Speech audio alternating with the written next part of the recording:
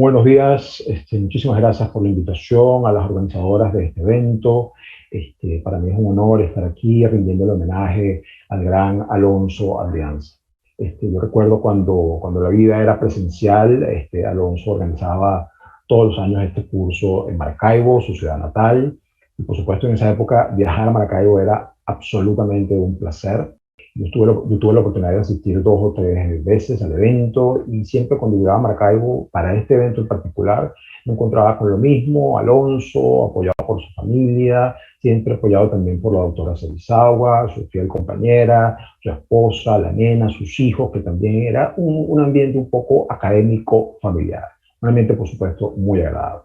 Yo estoy feliz de que sus colegas más jóvenes, que Rosiris, que Ana hayan decidido dar continuidad a este evento porque esto de alguna forma representa el legado de Alonso. Y cuando una persona deja un legado, pues se convierte en un maestro. Así que esta estaba por el maestro Alonso Adrianza. Yo voy a hablarles hoy, durante la mañana, durante los próximos minutos, de algunos de los trastornos gastrointestinales más frecuentes en el paciente neurológico. Y por supuesto, cuando hablamos del paciente neurológico, nos referimos fundamentalmente al paciente con parálisis cerebral, que es el que más tenemos nosotros la oportunidad de manejar en la consulta. Vamos a hablar específicamente de cómo se da la enfermedad por reflujo gastroesofágico en estos pacientes, los trastornos de la deglución y la disfagia orofaringea. ¿Qué es lo que sucede en el paciente con parálisis cerebral? Por supuesto, hay una desconexión entre lo que es el sistema nervioso central y el sistema nervioso periférico. Por ejemplo, todos los estímulos propioceptivos detectados por una cantidad infinita de receptores que están distribuidos a lo largo de la anatomía digestiva. Todos esos estímulos aferentes, pues, obviamente, son mal interpretados por el nivel central. Y de igual forma, el nivel central envía mensajes eferentes que tampoco son bien interpretados y que pueden ser incompletos, fracturados o parciales. De manera que esta desconexión entre lo que es el sistema nervioso central y el sistema nervioso periférico, desde el punto de vista motor, se traduce en, por ejemplo, reducción permanente del tono del esfínter esofágico inferior, la presencia frecuente y de larga duración de relajaciones transitorias del esfínter esofágico inferior, retardo de vaciamiento gástrico y una cantidad de trastornos motores inespecíficos que tienen que ver no solo con esófago, estómago, sino también con intestino delgado y colon. Por supuesto, en el paciente con parálisis cerebral también hay problemas posturales, tiende a haber convulsiones, puede haber escoliosis, está obviamente el tema del efecto medicamentoso y todo esto, por supuesto, coloca a estos pacientes en un alto riesgo de desarrollo de enfermedad por reflujo gastroesofágico. Pero no solo es la enfermedad por reflujo gastroesofágico lo que afecta a estos pacientes, también hay trastornos de la alimentación y hay trastornos importantes de la deglución manifestados como disfagia orofaringea, lo cual se traduce en aspiración recurrente y en un riesgo alto de desarrollo de neumonía por aspiración, que es de hecho una de las primeras causas de mortalidad en estos niños. Más allá de esto, también vemos en estos pacientes con frecuencia sobrecrecimiento bacteriano en el intestino delgado, precisamente secundario al trastorno motor y al patrón de dismotilidad que hay en estos niños, estreñimiento crónico, por supuesto, compromiso nutricional. Este es el escenario que explica por qué y que justifica por qué todo paciente neurológico y particularmente todo paciente con parálisis cerebral debe ser evaluado por un gastroenterólogo pediatra, aunque se encuentre asintomático. Vamos a empezar por hablar de la deglución. Y la deglución es uno de los mecanismos más complejos de la anatomía y del organismo como tal. Es tan complejo que para entenderlo los expertos han tenido que hacer una disección del proceso y establecer por lo menos 3 fases: la fase oral, la fase faríngea y la fase esofágica. Fíjense que la fase oral comienza con el proceso de masticación, la formación del bolo y el sello palatogloso, la propulsión lingual y el sello nasopalatino. Todos estos aspectos de la fase oral generalmente están afectados en el paciente con parálisis cerebral. Y luego en la fase faríngea hay contracción faríngea y cierre de la epiglottis, lo cual también está afectado en estos pacientes. De manera que de las 3 fases, al menos 2 están afectadas y por eso son tan prevalentes los trastornos de la deglución en estos pacientes. Dice que pueden alcanzar hasta el 90% de los casos. Ahora, ¿cómo y cuándo sospechamos trastornos de la deglución o una disfagia orofaringea en un paciente de este tipo?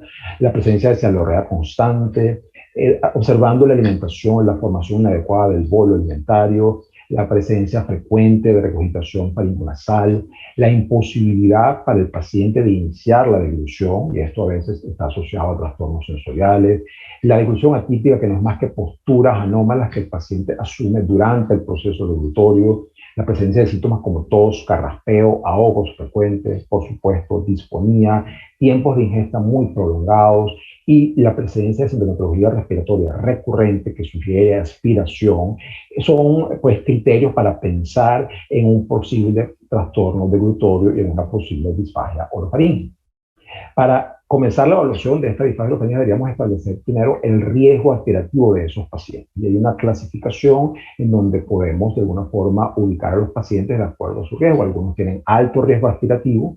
¿Cuáles son esos pacientes que tienen alto riesgo aspirativo? Aquellos que tienen neumonía, neumopatía recurrente consistente con aspiración o penetración. Y hay que hacer la diferencia entre aspiración y penetración. Aspiración es el paso del contenido alimentario hacia la vía aérea por debajo de las cuerdas vocales, y penetración es la caída del alimento por encima de las cuerdas vocales. También en estos pacientes de alto riesgo aspirativo hay neumonías por aspiración demostradas, perdón, hay disfagia más aspiración clínicamente evidente, generalmente hay cianosis o desaturación durante la alimentación. En los pacientes de riesgo moderado, fíjense que no existe un paciente que no tenga un riesgo, aunque sea moderado, de aspiración. Todos los pacientes no tienen, aunque sea un riesgo moderado, no existe el riesgo mínimo. Los síntomas respiratorios intermitentes sugieren aspiración. Puede haber neumonías no relacionadas directamente con la aspiración, puede haber disfagia más sospecha clínica de aspiración y un esfuerzo respiratorio aumentado durante la alimentación. De manera que en base a estas clasificaciones y a estos puntajes y estos scores podemos de entrada definir el riesgo de nuestro paciente para poder luego hacer intervenciones oportunas que traten de disminuir ese riesgo y, por supuesto, evitar la mortalidad asociada a estos fenómenos aspirativos. ¿Cómo se evalúa un paciente con disfagia orofaringea? Una cosa muy sencilla de hacer, y hoy en día que todos tenemos un saturómetro a la mano por el tema del COVID-19, observar la alimentación en el consultorio, la alimentación espontánea con saturometría. Si observamos una reducción significativa de la saturación durante la alimentación, eso ya es un criterio de disfagia orofaringea. Luego ya en centros especializados, generalmente los fonoaudiólogos utilizan algunos tests que también son útiles para evaluar el componente de disfagia y su intensidad y su severidad. Está, por ejemplo, el test de volumen y viscosidad, que vamos a evaluar a continuación, la auscultación cervical, la videofluoroscopia y la videodeglutoscopia.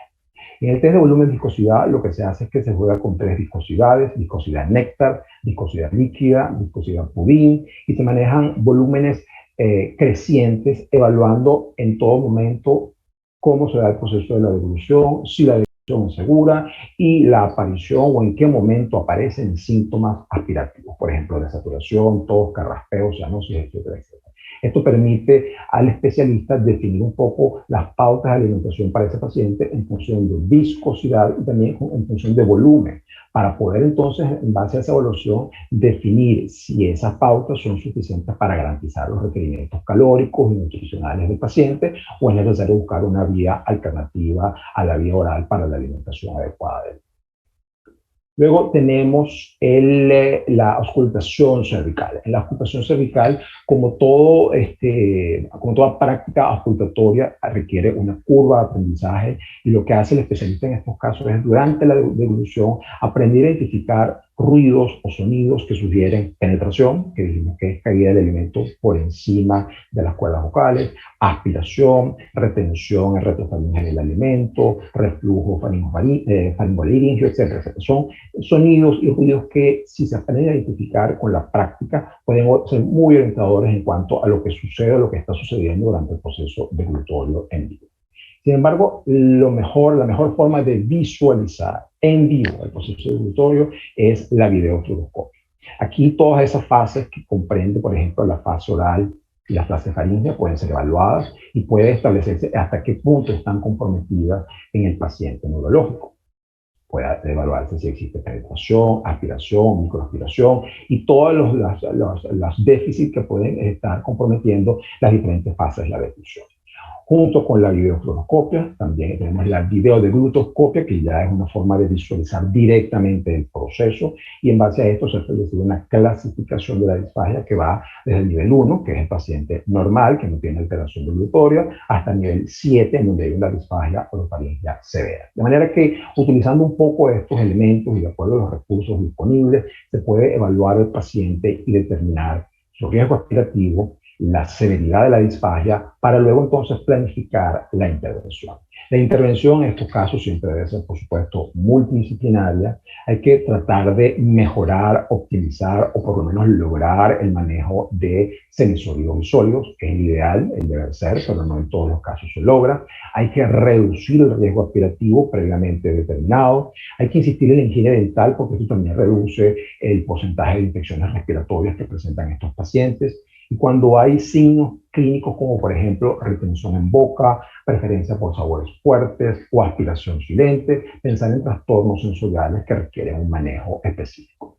Siempre es necesario en estos pacientes con disfagia orofaringia y trastornos neurológicos, si es necesario acceder a un adecuado programa de suplementación nutricional y preguntarse si la vía oral es suficiente y si la vía oral es segura. Son las dos preguntas claves que uno como clínico debe hacerse. Si la vía oral es suficiente para garantizar los requerimientos nutricionales y de micro y macronutrientes del paciente, y si por otro lado la vía oral es segura. De esto vamos a hablar un poco más adelante. Ahora bien, ¿qué hay con respecto al reflujo gastroesofágico? Las estadísticas señalan que entre el 20 y el 77% de los niños con parálisis cerebral u otro tipo de trastorno neurológico presentan enfermedad por reflujo gastroesofágico. La prevalencia en pacientes con parálisis cerebral es muy variable y oscila entre el 20 y el 90% en función de los criterios diagnósticos utilizados. Clínicamente, ¿cómo se manifiesta el paciente neurológico con enfermedad por reflujo gastroesofágico? Generalmente hay irritabilidad, presencia de vómitos, dolor, ardor, pirosis manifestada, repito, como una gran irritabilidad y rechazo al alimento, cialorrea permanente, la presencia de erosiones dentales, la presencia de eventos aspirativos recurrentes y la presencia de complicaciones como hematemesis, anemia crónica e inclusive la misma disfagia debido a la esofagitis. En este caso estaríamos hablando de un compromiso de la fase esofágica de la deglución. Con todos estos síntomas y signos clínicos uno puede sospechar la presencia de reflujo gastroesofágico. Y está demostrado que todas las patologías neurológicas tienen un riesgo implícito o un riesgo inherente de desarrollo de enfermedad por reflujo gastroesofágico, pero las que tienen un riesgo mayor son los trastornos neurológicos de aparición precoz, por ejemplo, los pacientes que tienen anomalías congénitas o que tienen, por ejemplo, enfermedades mitocondriales de diagnóstico de aparición sintomática muy precoz, los pacientes que tienen alteraciones evidentes en la resonancia magnética o los estudios por imágenes, por ejemplo, hemorragia intracerebral, hidrocefalia, y aquellos pacientes que tienen alteraciones electroencefalográficas. De manera que cuando uno evalúa un paciente neurológico, tomando en cuenta estos criterios, uno puede definir el riesgo de ese paciente de desarrollar en el corto, mediano o largo plazo una enfermedad por reflujo gastroesofágico. Ahora, se sabe que, ya dijimos que los pacientes neurológicos tienen hasta un 77% de los casos enfermedad por reflujo gastroesofágico, pero esto no debería interpretarse como un término genérico porque no todos los pacientes se comportan de la misma forma. Dentro de ese universo de pacientes neurológicos con enfermedad por reflujo gastroesofágico, algunos desarrollan reflujo distal y otros desarrollan lo que se llama el reflujo proximal. De hecho, estos últimos representan la mayoría, constituyen más del 50% de los casos, lo cual para ellos representa un aumento del riesgo aspirativo. Pero más allá de si el reflujo es distal o proximal, también hay que tomar en cuenta si el reflujo es ácido o el reflujo es débilmente ácido. El paciente con reflujo ácido, por supuesto, hace una enfermedad erosiva por reflujo gastroesofágico y responde muy bien a la terapéutica con inhibidores de la bomba de protones. Pero el paciente con reflujo débilmente ácido, que también estadísticamente representa el mayor grupo, puede hacer una enfermedad por reflujo no erosiva refractaria a los IVPs. Y tenemos en estos pacientes más del 40% de ellos que no responden a los inhibidores de la bomba de protones. Entonces ya podemos establecer o debemos establecer si el reflujo es distal o proximal, si el reflujo es ácido o débilmente ácido, pero al mismo tiempo tenemos que tomar en cuenta si hay o no en ese paciente retardo del vaciamiento gástrico. En muchos lo hay y ese retardo de vaciamiento gástrico puede responder a ciertas estrategias terapéuticas de carácter farmacológico o a estrategias quirúrgicas como la piloroplastia. El hecho de que haya en una gran proporción de estos pacientes retardo de vaciamiento gástrico, explica en parte por qué el reflujo es débilmente ácido, porque lo que ocurre es que el alimento retenido en cámara gástrica obviamente alcaliniza el pH intragástrico y hace que entonces el reflujo no sea reflujo ácido, sino sea un reflujo débilmente ácido o un reflujo no ácido. Y este reflujo débilmente ácido o reflujo no ácido, a su vez manifestado como reflujo proximal, de alguna forma también se relaciona con el riesgo aspirativo que tienen estos pacientes. De manera que existen una cantidad de variables a tomar en cuenta al momento de evaluar estos pacientes y que son variables interesantes e importantes para decidir tratamiento. La mejor forma de evaluar estos pacientes es mediante la impedanciometría intraluminal multicanal con pH-metría esofágica, porque es un estudio que nos permite, primero, evaluar si hay un flujo retrógrado, ¿verdad?, de contenido gástrico, evaluar la altura para establecer si se trata de un reflujo distal o proximal, y junto con la pH-metría establecer si hay cambios o no durante el pH durante cada uno de sus estaciones de reflujo para determinar la presencia de reflujo ácido, reflujo débilmente ácido o reflujo no ácido. De manera que la impedanciometría intraluminal multicanal con pH-metría es un estudio mandatorio en estos pacientes si uno quiere tomar decisiones terapéuticas adecuadas. Desde el punto de vista de lo que demuestra este estudio en grandes series de pacientes, fíjense que está demostrado que el número total de episodios de reflujo es estadísticamente mayor en el paciente neurológico cuando se lo compara con una población control, y no solo es significativamente mayor el número de episodios de reflujo, sino el número de episodios de reflujo proximales, tanto el número como el porcentaje de los mismos. O sea, que desde el punto de vista de valores absolutos como desde el punto de vista de valores porcentuales, los pacientes neurológicos tienden a desarrollar en su mayoría reflujo proximal débilmente ácido. La endoscopia también, por supuesto, es un estudio que está mucho más disponible que la impedancia en muchos centros y en muchos países, y nos da mucha información, sobre todo en pacientes que hacen la forma erosiva de la enfermedad. Estas imágenes son cortesía de la doctora Alicia Rondón, que está en Bogotá, y en ella podemos ver un paciente neurológico con una enfermedad erosiva por reflujo gastroesofágico que probablemente va a responder muy bien a la terapéutica con IVP. Ahora, se habla mucho sobre el tema de la gastrostomía endoscópica percutánea en el paciente neurológico. Y yo creo que este es un procedimiento bastante seguro, que todos hemos practicado y que en buenas manos pues da resultados bastante significativos, resultados positivos bastante significativos para el paciente. Porque al fin y al cabo se trata de mejorar la calidad de vida. Fíjense todo lo que se logra con una buena gastrostomía endoscópica percutánea. Mejora el estado nutricional, por supuesto, y la mejoría del estado nutricional se traduce indirectamente en una mejoría del estatus neurológico. Para los pacientes que convulsionan, lo que vemos es que se reduce un poco la intensidad y la frecuencia de las convulsiones con la simple mejoría del estado nutricional. Disminuye la aparición de infecciones respiratorias bajas, la necesidad de antibióticos y hospitalizaciones, disminuye el tiempo de alimentación, lo cual es una gran ganancia en términos de calidad de vida para los cuidadores. Hay facilidad para administración del tratamiento y en general mejora la calidad de vida tanto del niño como de sus familiares. Ahora, el problema a la hora de decidir a qué paciente le vamos a realizar o le vamos a practicar una gastrostomía endoscópica percutánea es que hay que tomar en cuenta el tema del reflujo, porque lo que se ha demostrado es que la colocación de un gastrostomo, la realización de una gastrostomía endoscópica percutánea puede aumentar el reflujo gastroesofágico o la enfermedad por reflujo gastroesofágico preexistente que tienen estos pacientes y aumentar fundamentalmente el reflujo de tipo ácido. Por eso lo que se sugiere es, antes de tomar la decisión de realizar la gastrostomía en base a criterios de nutricionales, fundamentalmente de mejoría del estado nutricional, evaluar si el paciente tiene una enfermedad por reflujo gastroesofágico, tratarla enérgicamente con todas las herramientas disponibles. Al momento de colocar el gastrostomo, evitar la posición distal del mismo, la posición antral, lo cual generalmente se traduce en un mayor riesgo de reflujo gastroesofágico. Trabajar, por supuesto, con la técnica de alimentación, volúmenes versus frecuencia, y en caso de ser necesario, optar en lugar de una gastrostomía por un acceso yeyunal. En este algoritmo podemos ver que volvemos a las preguntas iniciales que vimos al principio. Cuando se evalúa un paciente de estos en la consulta, hay dos preguntas básicas que hay que hacer.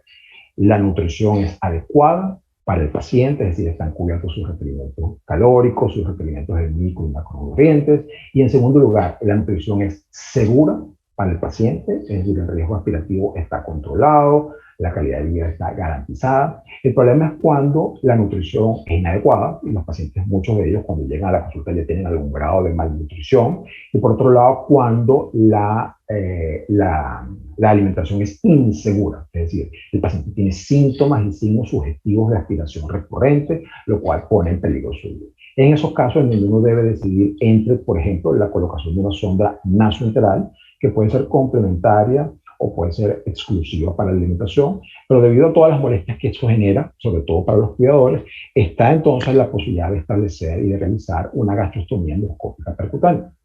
Pero nuevamente hay que evaluar primero la presencia o no de enfermedad por reflujo gastroesofágico. Si el paciente no tiene una enfermedad por reflujo gastroesofágico evidente o demostrable, puede ir directamente a una gastrostomía endoscópica percutánea sin ningún problema. Si hay una enfermedad por reflujo gastroesofágico evidente detectada durante la evaluación clínica de impedancia y endoscópica, deberíamos tratar a ese paciente enérgicamente para tratar de mejorar esa situación y luego proceder a la gastrostomía. Y cuando ese reflujo es refractario y no mejora con las medidas terapéuticas habituales, tal vez entonces haya que acompañar la gastrostomía de una fundoplicatura, lo cual se hace en muchos centros, o optar por una yeyonostomía en lugar de una gastrostomía. De manera que la idea es evitar complicar más la situación del paciente desde el punto de vista de los efectos sobre el reflujo gastroesofágico que tiene la colocación por vía endoscópica del gastrostomía. Desde el punto de vista de lo que es tratamiento antirreflujo, cuando hablamos de tratamiento enérgico, bueno, hay que tratar de hacer uso de todas las herramientas disponibles, estrategias de tratamiento no farmacológico, por supuesto, estrategias de tratamiento farmacológico, algunas estrategias de tratamiento endoscópico que realmente no han dado muy buenos resultados en el largo plazo, es decir, el seguimiento de la mayor parte de los dispositivos para tratamiento endoscópico de enfermedad por reflujo gastroesofágico y sobre todo en pacientes neurológicos no ha permitido demostrar en el largo plazo que haya realmente un beneficio real para los pacientes. Hay, por supuesto, tratamientos alternativos y está el tratamiento quirúrgico. Entre el tratamiento alternativo está, por ejemplo, el LINX, que es este dispositivo que se coloca por vía laparoscópica y que genera un efecto de válvula del cual el paciente carece, se coloca justo a nivel de la unión esofagogástrica para que allí esos pequeños imanes generen un efecto de válvula antirreflujo. Esto está aprobado por la FDA, hay estudios que hablan a favor de que tiene realmente o ofrece realmente un beneficio clínico para los pacientes, pero siempre al final para estos pacientes está la opción del tratamiento quirúrgico. ¿Cuáles serían las indicaciones del tratamiento quirúrgico antirreflujo en estos pacientes? Fracaso del tratamiento médico y enfermedad por reflujo gastroesofágico considerada refractaria, la presencia de complicaciones que ponen en peligro la vida del niño, patologías neurológicas severas con alto riesgo de complicaciones, es decir, de entrada, pacientes muy comprometidos desde el punto de vista neurológico que sabemos van a desarrollar gran cantidad de complicaciones en el corto, mediano y largo plazo, pacientes que responden al tratamiento farmacológico pero son dependientes de él, eso sabiendo hoy en día todos los efectos en el mediano y largo plazo de los IVP, mantener un paciente prácticamente de por vida bajo tratamiento con IVP realmente tal vez no sea una buena opción. Y de ahí entonces la indicación en estos casos es tratamiento quirúrgico. ¿Cuáles son los resultados en adultos? Hay un resultado positivo, o sea, la cirugía laparoscópica, la fundoplicatura laparoscópica es efectiva hasta en el 93% de los casos, pero fíjense que entre un 37 y 62% de los pacientes requerirán IVP postquirúrgico, se requerirán tratamientos con IVP posterior a la cirugía. En pediatría, las tasas de éxito están alrededor del 86% y las tasas de recidiva están entre un 12 y un 30%. Para estos pacientes que reciban luego de una fundoplicatura, se ha diseñado un procedimiento más radical, que es la disociación gastroesofágica laparoscópica, que ha demostrado en pacientes con compromiso neurológico severo y pacientes que no han respondido ni al tratamiento médico ni al tratamiento quirúrgico, ha demostrado ser una buena alternativa. Desde el punto de vista quirúrgico, lo que hace el laparoscopista es, en efecto, disociar, separar la unión esofagogástrica. Fíjense que el punto gástrico queda como una asa ciega, el cirujano establece una anastomosis esófago-yeyuno y al mismo tiempo una anastomosis esófago-yeyuno en yedero. La idea es que este paciente que es alimentado en la mayor parte de los casos por gastrostomía, no genere reflujo por esa disociación que se hizo a nivel de la unión gastroesofágica, que el alimento a través del gastrostomo pase directo al yeyuno a través de la anastomosis yeyuno-yeyunal y que obviamente no exista la posibilidad de reflujo con sus complicaciones. Este procedimiento, que es bastante radical, demostraron algunas series que disminuye el porcentaje de hospitalizaciones por complicaciones respiratorias, disminuye el número de visitas, sobre todo visitas de emergencia por cianosis, ahogos, infecciones, etcétera, etcétera, y mejora en general la calidad de vida. De manera que hoy en día está considerada como una opción para aquellos pacientes que no responden bien a la fumioterapia tradicional o en pacientes severamente comprometidos como una primera opción, inclusive por encima de la fumioterapia laparoscópica tradicional. En conclusión, yo les recuerdo a todos mis colegas gastroenterólogos pediatras que el paciente neurológico debe ser considerado como un paciente de alto riesgo gastrointestinal y nutricional. Debe solicitarse siempre una evaluación por el servicio de gastroenterología pediátrica, aún en pacientes aparentemente asintomáticos desde el punto de vista gastrointestinal. Por otro lado, hay que recordar los principales problemas gastronutricionales que presentan estos pacientes, empezando por el reflujo gastroesofágico, los trastornos de la deglución, la dismotilidad, que comprende el riesgo de sobrecrecimiento bacteriano, el estreñimiento crónico severo y, por supuesto, el compromiso nutricional. El manejo de los trastornos gastrointestinales de estos pacientes debe ser siempre multidisciplinario y el objetivo fundamental del tratamiento debe ser siempre mejorar la calidad de vida de los pacientes y sus familias. Muchísimas gracias, bienvenidos todos a esta jornada y sigamos adelante por Alonso y para Alonso. Muchísimas gracias y buenos días.